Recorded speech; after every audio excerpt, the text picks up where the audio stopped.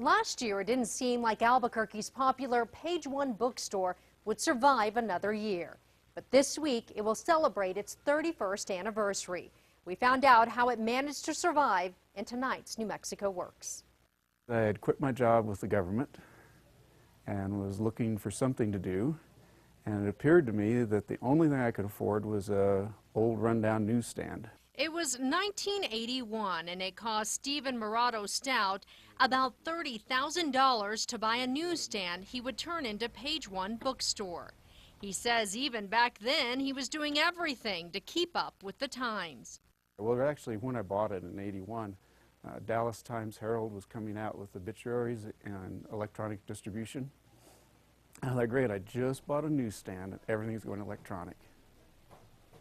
So I jumped into computer software real quick, and books. Stout says he has always tried staying ahead of or setting the trends in an industry that was changing at a fast speed.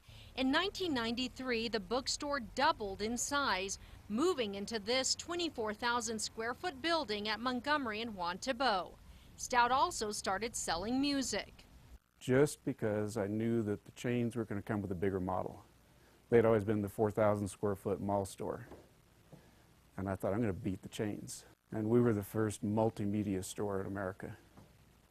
And the chains came and visited and copied.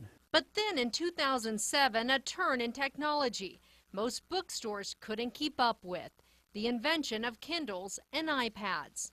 Because there's really no acceptable business model for a new bookstore.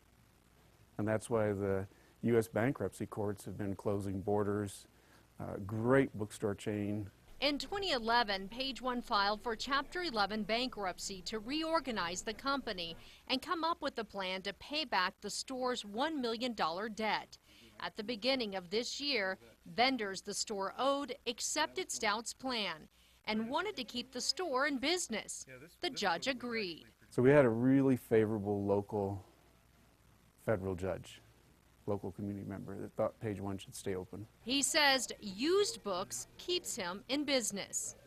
We sell twice as many used books as we do new. I like to get my books at a very, very low price. Customers and Stout are relieved the store is still open.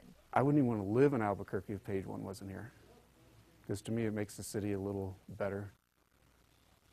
Page One started with 17 workers, and it still has 17 workers. This Saturday, Page One will celebrate its 31 years of business. It will include hot dogs, music, cake, and coupons for customers.